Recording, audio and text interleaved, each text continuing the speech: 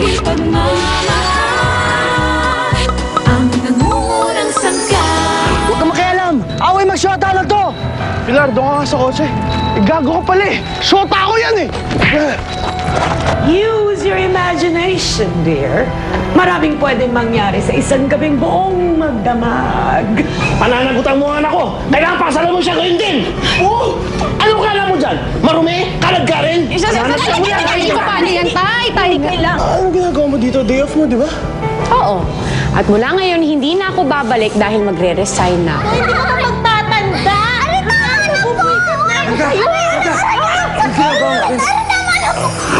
Bakit mo siya sinasaktan? Naku, hindi ho. Bakit ko naman sasaktan si Cookie? Tinatali ko kasi yung buhok niya.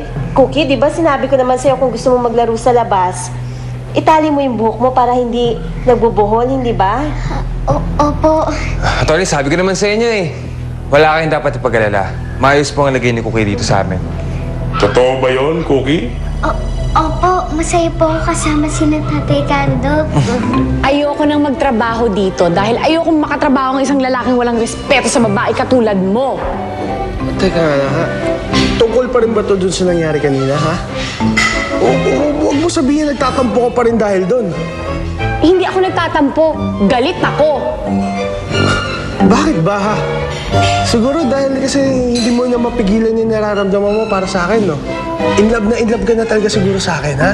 Ang kapal talaga ng mukha mo. Baka nakakalimutan mo, Pilar. May kontrata ka sa akin bilang chef. Kaya kung magtrabaho ko sa ibang restaurant o kaya kung umalis ka dito, pwede kitang idemanda. Napakasama mo talaga. Hi, darling. Would you care for some tea?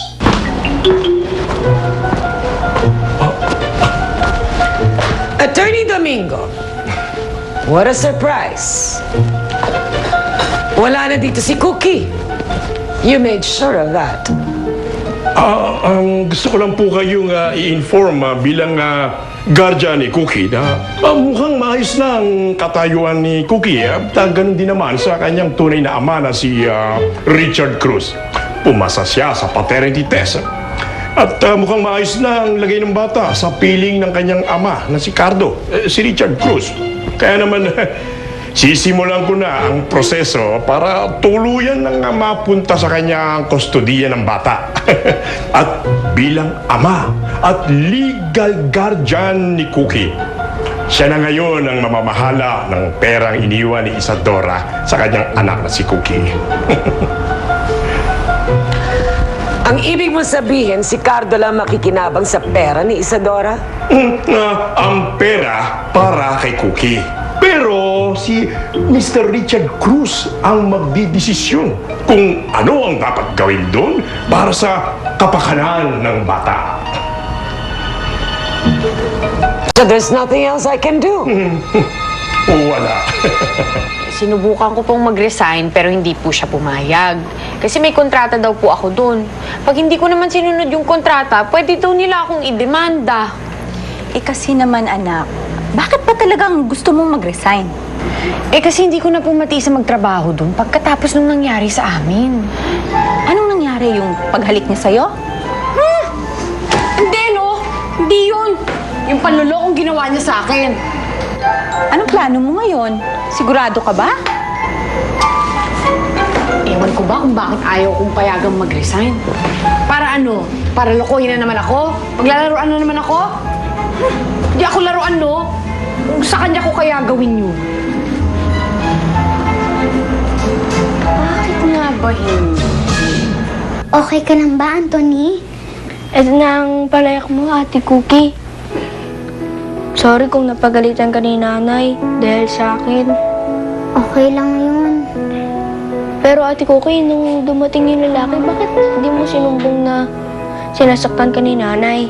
Pagkatapos ano? Kukunin nila ako sa inyo. Tapos ibabalik na ako kay na Auntie Yvonne at Ate Natasha. Anthony, mas masaya na ako dito kasama niyo ni Tatay Cardo. Masaya na rin ako nung nandito ka. Anthony? Si Nanay! Anthony! Oh! Ano ka ba? Tony, saan ka ba nagsusuot bata ka, ha? Bakit ang dumi mo? O talaga? Hindi ba't sinabi ko sa'yo na huwag ka magpapagod? Baka mabinat ka.